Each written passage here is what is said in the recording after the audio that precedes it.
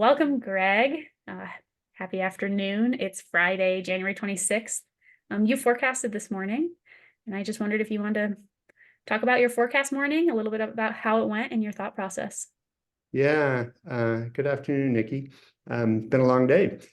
When I went out yesterday, I had in my mind,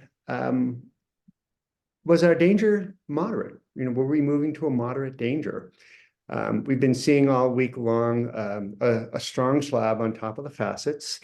There's fewer avalanches occurring. We're hearing fewer collapses, extended column tests. We're getting higher scores. We're still getting full propagation generally, but they're in higher scores, 26, 27, 28. Sometimes we're not getting any propagation at all. So all the signs are moving in the right direction. The persistent weak layer is gaining strength. And I had this in the back of my mind yesterday.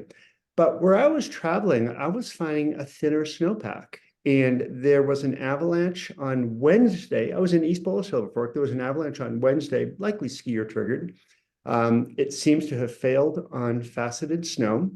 And we determined, my partner and I determined it was too dangerous to approach the crown where the avalanche was. So we got onto an adjacent slope, a similar slope, and the snowpack was really thin.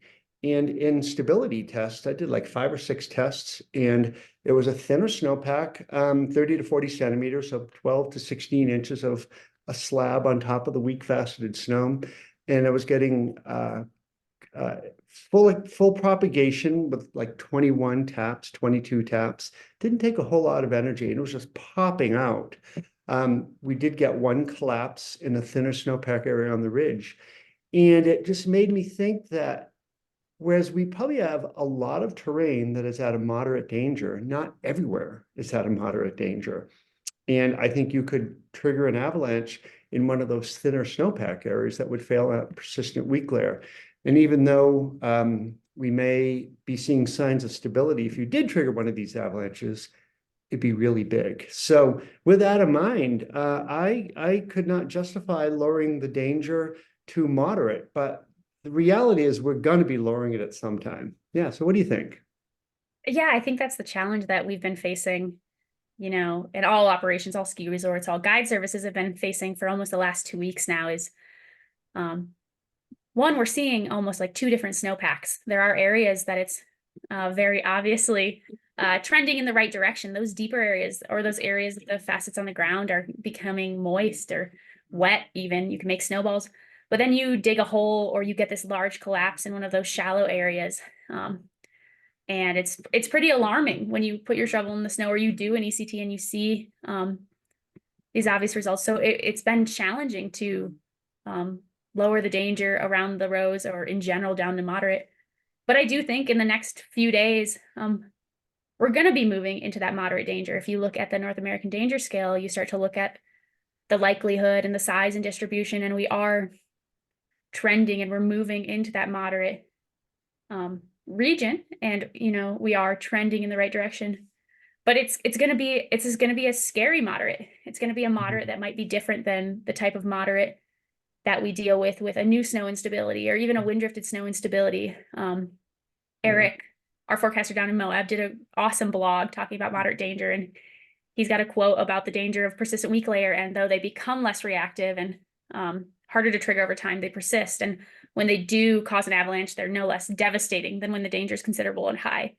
And I think that's going to be the challenge once we move into this moderate area is that, yeah, the likelihood might be lower, but the consequence is still going to remain so high that if you do trigger one of these like large and devastating or deadly avalanches, I think some of the travel advice might still trend closer to considerable in that time being. Yeah. Yeah, I agree in terms of that travel advice. As I look to step into some bigger terrain, I hope it's sometime soon. I'm going to proceed really cautiously, and I'm going to be looking for things like thinner snowpack areas. If I see red flags, if I get collapsing, or if I just see a thinner snowpack, I'm just going to back off. And it's as you say, the consequences are so significant.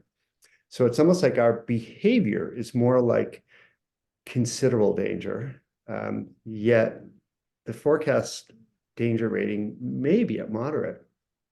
Yeah, I think it's going to be a moderate danger in which folks are still going to have to be pretty thoughtful and aware of where they're traveling. And so paying attention to things like you said, like areas that might be thinner or scoured or steep and rocky, Yeah. is going to be really important moving into the moderate world. Yeah. So it's going to be hard. But again, I think we are, like you said, trending in the right direction. I think we are moving closer to the moderate danger. And I do hope that we're all stepping into some bigger terrain here in the coming weeks. Sure. Yeah. And the good news is we have good coverage, right? We have Yeah, decent finally. coverage.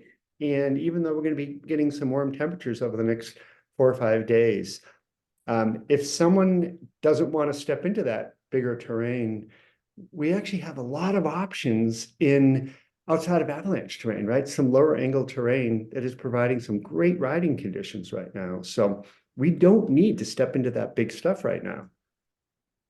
Yeah, that totally makes sense. I think no matter what, we're going to have a lot of options moving forward, and yeah, just paying attention, choosing where you want to put yourself in this terrain, and yeah, what type of hazard you want to take on is going to be like the name of the game moving forward.